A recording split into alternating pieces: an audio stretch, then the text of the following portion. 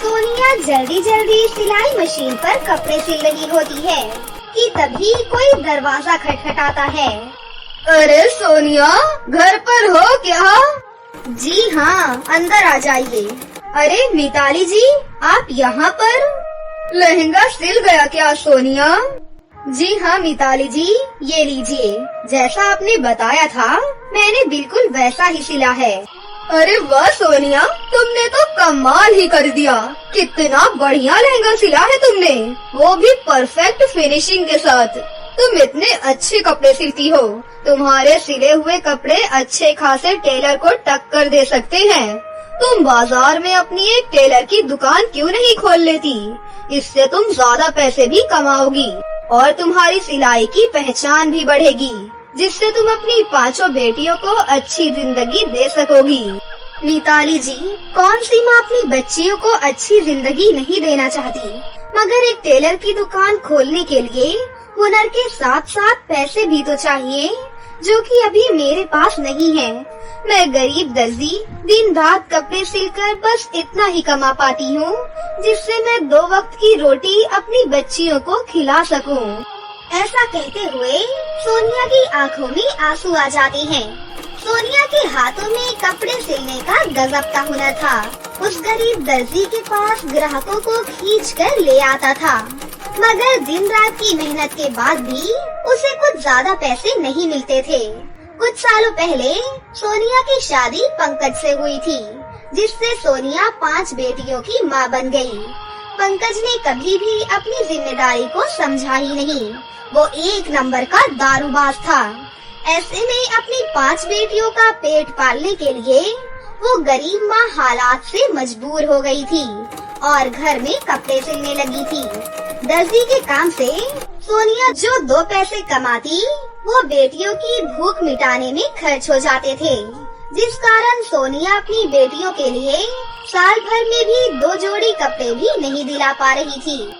मगर जब उसकी बेटियों ने वो लहंगा देखा तो वो उम्मीद से अपनी माँ को बोलती हैं, माँ, मिताली आंटी ने वो झमरे वाली फ्रॉक किसके लिए बनवाई थी? 7 साल की प्रीति के मुंह से लहंगे का अजीबोगरीब नाम सुनकर सोनिया अपनी बेटी की तरफ देखकर मुस्कुराते हुए कहती है, प्रीति, उसे झबरे वाली फ्रॉक नहीं बल्कि उसे लहंगा कहते हैं, और मिताली आंटी ने वो लहंगा अपनी बेटी के लिए सिलवाया था। माँ, मुझे भी वैसा ही लहंगा पहनना है, मुझे भी वही पहनना है। हाँ माँ, हमें भी वैसे ही लहंगा चाहिए। आप ही बताओ माँ, आखिर कब तक आपकी बेटियाँ ये फटे फटे कपड़े पहनकर घूमती रहेंगी? जब हम अपनी जैसी बाकी लड़कियों को नए नए कपड़े पहनकर घूमता हुआ देखती है ना माँ, तो हमारा भी बहुत मन करता है कि हम भी नए कपड़े पहने। बोलो ना माँ, तुम हमारे लिए वैसा लहंगा सिलोगी ना माँ? बोलो ना माँ। अपनी 5 साल की मासूम बच्ची की जिद पर उस गरीब दर्जी माँ की आंखों में आंसू भर आते हैं और वो अपनी बेटी प्रीति को गले से लगाकर कहती है, हाँ प्रीति, तुम्हारी ये दर्जी माँ तुम सबके लिए लहंगा जरूर सिलेगी। कई दिनों तक दिन रात लोगों के कपड़े सिलकर सोनिया अपनी बेटियों की एक ख्वाहिश पूरी करने के लिए जैसे तैसे पेट काट कर थोड़े पैसे जमा करके लहंगा सिलने के लिए थान का कपड़ा खरीदने बाजार जाती है। ये कपड़ा लहंगा सिलने के लिए बहुत बढ़िया रहेगा। भैया, ये थान का कपड़ा कितने का है? अरे, ये एक पूरा टुकड़ा 500 रुपए का है। ये थान का कपड़ा तो बहुत ही ज्यादा महंगा है। अरे, मेरे पास तो इतने पैसे भी नहीं है। भैया, ठीक ठीक लगा लो। मैं क्या यहाँ धनिया बेच रहा हूँ जो भाव घटा दूँ? सिल्क का कपड़ा है तो महंगा तो होगा ही ना। चल उठ और जा यहाँ से। ये कपड़ा खरीदना तेरी औकात में नहीं है। ऐसा बोलकर वो घमंडी दुकानदार सारे बाजार में सोनिया को धक्के मारकर वहाँ से भगाने लगता है। अरे भाई साहब, आपने मुझे इस तरह से धक्का क्यों दिया है? मैं तो जा ही रही हूँ ना। अपने आंसू पोंछकर सोनिया आगे बढ़ जाती है, जहाँ वो एक सुंदर सा लहंगा टंगा हुआ देखती है। ये लहंगा तो बहुत सुंदर है। सुनो भैया, जरा ये लहंगा तो दिखाना। दुकानदार लहंगा सोनिया को दिखाते हुए कहता है, ये सिंड्रेला लहंगा है, पूरे 2000 रुपए का है। 2000 की कीमत सुनकर सोनिया के शब्दों में हिचकिचाहट भर जाती है और वो अपनी मुट्ठी में दबाए हुए 200 रुपए को देखने लगती है। भैया, मेरे पास तो सिर्फ 200 रुपए ही है। अरे तो तुझे 2000 की चीज 200 में चाहिए? एक काम कर, जा फुटपाथ पर जा। तो जैसे गए गुजरों के लिए बाजार के बाहर फुटपाथ पर दुकान लगती है। सोनिया उदास और निराश मन से एक जंगल में जाकर बैठ जाती है। मेरी बच्चियों ने जिंदगी में मुझसे पहली बार कुछ मांगा है। मेरी बेटियां उम्मीद लगाए हुए मेरा इंतजार कर रही होंगी और जब वो अपनी गरीब दर्जी माँ को खाली हाथ घर लौटता हुआ देखेंगी तो उनकी उम्मीदें टूटकर बिखर जाएंगी। तभी अचानक सोनिया की नजर अपने चारों तरफ लगे हुए पेड़ों पर जाती है, जो कि बड़े और चमकीले पत्तों से भरे हुए होते हैं और सोनिया को अपनी बेटियों की ख्वाहिश पूरी करने का जरिया मिल जाता है। ये पत्ते कितने चौरस और मजबूत भी हैं। मैं इन पत्तों से अपनी बेटियों के लिए लहंगा और भी बहुत से कपड़े बना सकती हूँ। सोनिया अब बिना देर किए वो चौड़े मजबूत पत्तों को तोड़कर घर ले आती है और लहंगा सिलना शुरू कर देती है। लहंगा सिलते वक्त उस गरीब दर्जी माँ के मन में बाजार में दुकानदारों की कई बातें दौड़ रही थी, जो उसके दिल पर जा लगी थी। शायद उन्हीं कड़वी बातों का दर्द था कि सोनिया पत्तों से अपनी बेटी प्रीति के लिए बहुत ही सुंदर सा लहंगा सिलती है, जिसे पहनकर प्रीति बहुत ही ज्यादा खुश होती है। अरे वाह मेरी प्यारी दर्जी माँ, ये पत्तों से बना लहंगा तो बहुत ही प्यारा है। ये तो उस झमड़े वाली फ्रॉक से भी कहीं ज्यादा सुंदर है। माँ, मेरे लिए तुम पत्तों वाली फ्रॉक सिल दो, मुझे वही पहनना है। माँ, मेरे लिए आप इन पत्तों से एक सुंदर सा लहंगा सिल दो। माँ, अगर राधिका दीदी लहंगा पहनेंगी तो आप इन पत्तों से मेरे लिए सबसे अलग अच्छा सा एक सूट सिल देना। मगर तुम सबने तो कहा था कि तुम्हें लहंगा पहनना है, फिर अब क्या हुआ? हाँ माँ, कहा था, मगर हम पांचों बहनें अगर पत्तों का लहंगा पहन लेंगी तो एक जैसे लगेंगी और अगर हम इन पत्तों से अलग अलग कपड़े सिलवाएंगी तो हम एक दूसरे के कपड़े मिल बांट कर एक दूसरे से बदल कर भी पहन सकती हैं, जिससे तुम्हें हमारे लिए कपड़े भी नहीं खरीदने पड़ेंगे और पैसे भी खर्च नहीं करने पड़ेंगे। रानी की सयानी भरी बातें सुनकर सोनिया की आंखों में आंसू भर आते हैं और वो उसके सर पर हाथ फेरते हुए कहती है, मेरी समझदार बेटी, अपनी माँ की तकलीफों को कितना समझती हो तुम।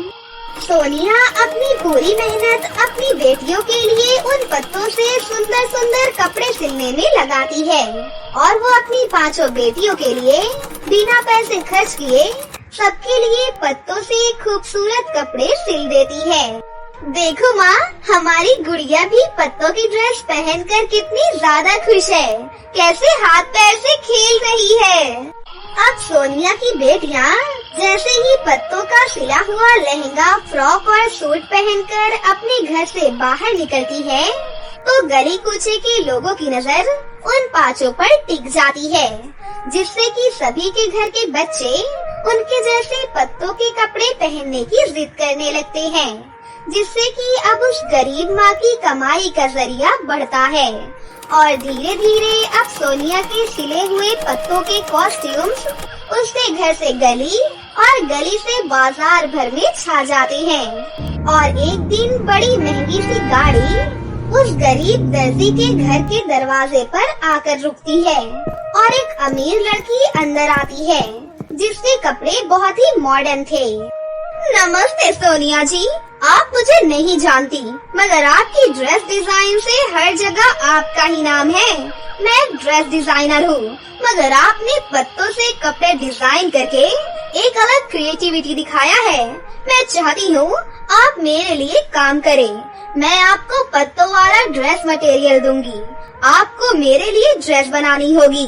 ये रहे आपकी एडवांस के 5 लाख रुपए। सोनिया ने अपनी अब तक की जिंदगी में अपने हाथों में पहली बार 5 लाख रुपए देखे थे, क्योंकि गरीबी में दिन रात आंखें गड़ा कर भी सिलाई में उसके हुनर के हिसाब से किसी ने उसे पैसे नहीं दिए थे। मगर किसने सोचा था कि उस गरीब दर्जी माँ की अपनी बेटियों की ख्वाहिश को पूरा करने की एक कोशिश उसकी जिंदगी में कमाई के बंद रास्ते भी खोल देगी। उस दिन से सोनिया एक डिजाइनर के तौर पर पत्तों की तरह कपड़े सिलती है। आज हर तरफ मॉल से लेकर दुकानों बाजारों में सोनिया के सिले गए कपड़ों की मांग सबसे ज्यादा है। और अब सोनिया अपनी 5 बेटियों के साथ एक आलीशान घर में अपनी जिंदगी जीने लगती है। बहुत समय पहले की बात है। किसी गांव में पूजा नाम की एक लड़की अपनी मामी कलावती के साथ रहती थी। कलावती एक बहुत ही बुरी औरत थी। वो हमेशा अमीर बनने का सपना देखा करती थी। वो कोई भी काम नहीं करती थी, बल्कि वो पूजा से अपने घर के साथ साथ लोगों के घरों पर भी नौकरानी की तरह काम करवाती थी। पूजा की कमाई से कलावती अपना सारा खर्चा पूरा किया करती थी। इस बीच पूजा लोगों के घरों में काम करने के साथ साथ रोज स्कूल पढ़ने भी जाती थी। फिर एक दिन कलावती पूजा से कहती है, सुन पूजा, शोभा अपने खेत में कुआं खुदवाना चाहती है। उसने ये काम हमें करने को दिया है, तो आज से उसके खेत में जाकर कुआं खोदने का काम चालू कर दे। लेकिन मामी जी, अभी तो मेरी परीक्षा चालू है। पढ़ाई छोड़कर मैं कुआं खोदने का काम नहीं कर सकती हूँ। देख पूजा, मुझे उसने कुएं खोदने के लिए पूरे 20,000 रुपए दिए हैं, इसलिए ये काम तो तुझे करना ही पड़ेगा।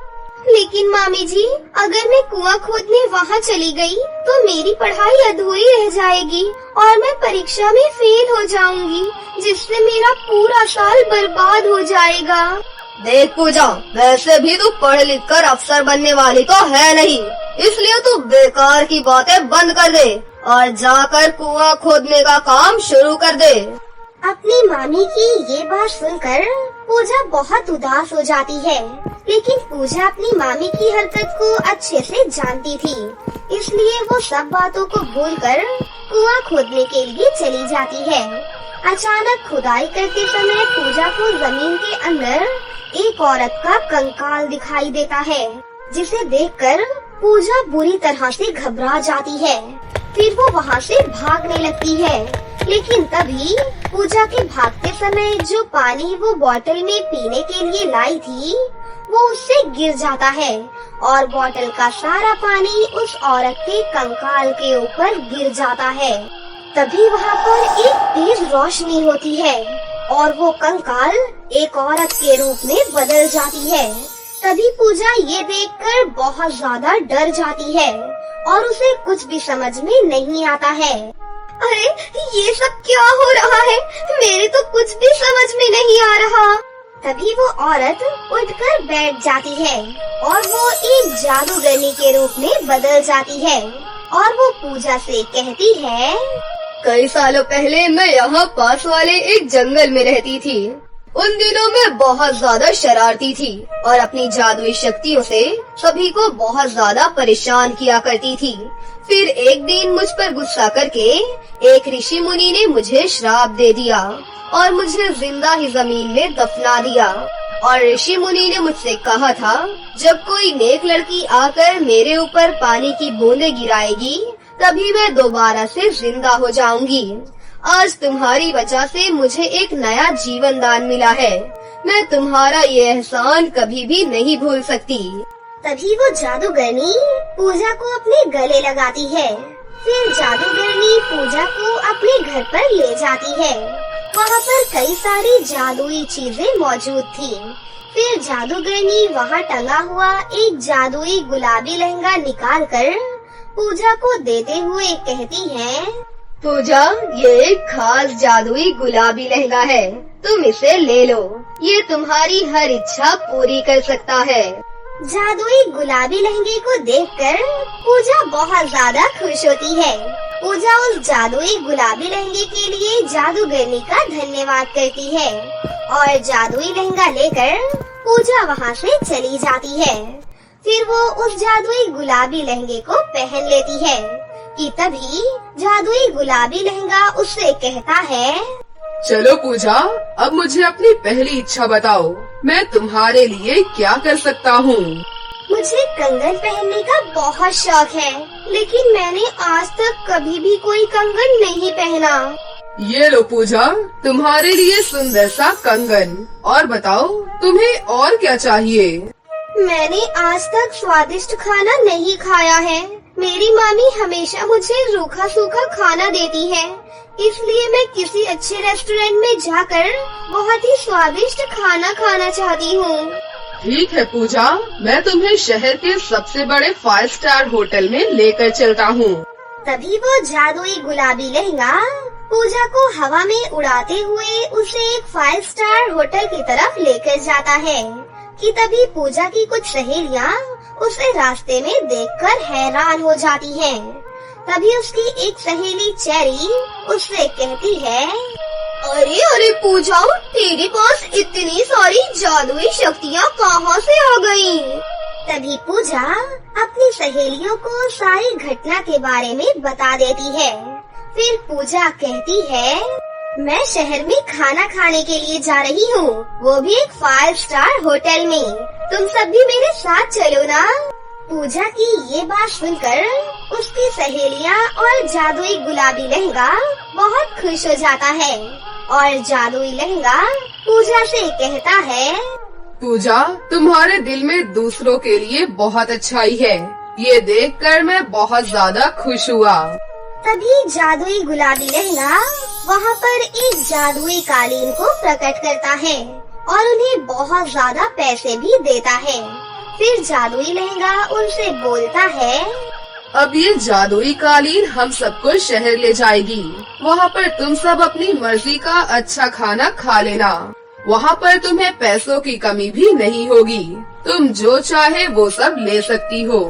फिर सभी लड़कियाँ उस जादुई कालीन पर सवार होकर शहर में एक अच्छे से 5 स्टार होटल में खाना खाने के लिए पहुँचती हैं। फिर खाना खाने के बाद वहाँ बाजार में वो लोग बहुत सारी खरीदारी करती हैं और सारा दिन अपनी सहेलियों के साथ पूजा एक बहुत अच्छा टाइम गुजारती है और फिर वापस वो लोग अपने गांव आ जाती है। लेकिन तभी शोभा की नजर पूजा पर पड़ती है। तभी शोभा कहती है, अरे इस पूजा के पास अचानक से इतना सुंदर लहंगा कहाँ से आ गया? फिर सभी लड़कियाँ पूजा को धन्यवाद करके वहाँ से चली जाती हैं। उन सभी लड़कियों के पास इतने सुंदर सुंदर कपड़े देखकर शोभा बहुत हैरान हो जाती है। शोभा को उन पर शक होने लगता है। तभी शोभा उन लड़कियों में से एक लड़की को रोककर उससे सारी बातें पता कर लेती है और वो लड़की भी शोभा को सारी बातें बता देती है और वो पूजा के जादुई गुलाबी लहंगे के बारे में भी शोभा को सारी बातें बता देती है। फिर शोभा अपने मन में सोचती है, अच्छा तो पूजा को खेत में खुदाई करते समय ये जादुई लहंगा मिला है, इसीलिए वो इतना बदल गई। तो अब मुझे इस जादुई लहंगे को इससे लेकर ही रहना होगा। फिर शोभा चुपके से पूजा का पीछा करने लग जाती है, लेकिन तभी पूजा हवा में उड़कर वहाँ से कहीं चली जाती है। अरे अचानक से यह पूजा कहाँ चली गई? कोई बात नहीं, अब मैं इसकी मामी के पास जाकर उसे सारी बातें बता देती हूँ ताकि उसकी मामी उसकी पिटाई करके वो जादुई लहंगा उससे ले ले। फिर शोभा कलावती के घर पर चली जाती है और फिर शोभा पूजा की मामी कलावती के पास जाकर उसे सारी सच्चाई बता देती है।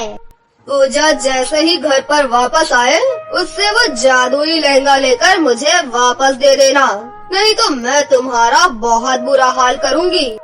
लेकिन दूसरी तरफ पूजा की मामी कलावती शोभा से भी बहुत ज्यादा लालची थी। तभी कलावती अपने मन में सोचती है, शोभा ने मुझे बेवकूफ समझा है क्या? मैं पूजा के घर आते ही उससे वो जादुई लहंगा ले लूंगी और फिर उसका इस्तेमाल करके मैं बहुत ज्यादा अमीर हो जाऊंगी। उसके बाद थोड़ी ही देर में पूजा भी घर वापस आ जाती है और कलावती पूजा से कहती है, सुन पूजा, तेरे पास जो जादुई लहंगा है उसके बारे में मुझे सब कुछ पता चल गया है। अब जल्दी से इस जादुई लहंगे को उतार कर मुझे दे दे, नहीं तो मैं तेरी हड्डी पसली एक कर दूंगी। लेकिन मामी जी, ये जादुई लहंगा आप मुझसे क्यों लेना चाहती हैं? इसकी मदद से तो मैं आपकी हर इच्छा को पूरी कर सकती हूँ। पूजा की बच्ची, मुझे तेरे एहसान की कोई जरूरत नहीं है। इस जादुई लहंगे को मैं अपने पास रखना चाहती हूँ और इसे अपनी मर्जी से इस्तेमाल करना चाहती हूँ। अब जल्दी से इस लहंगे को उतार और मुझे दे दे।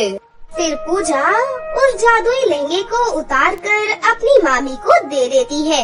कलावती जैसे ही उस जादुई गुलाबी लहंगे को पहनती है तो उस जादुई लहंगे को बहुत गुस्सा आता है और वो कलावती को सबक सिखाने की सोचता है।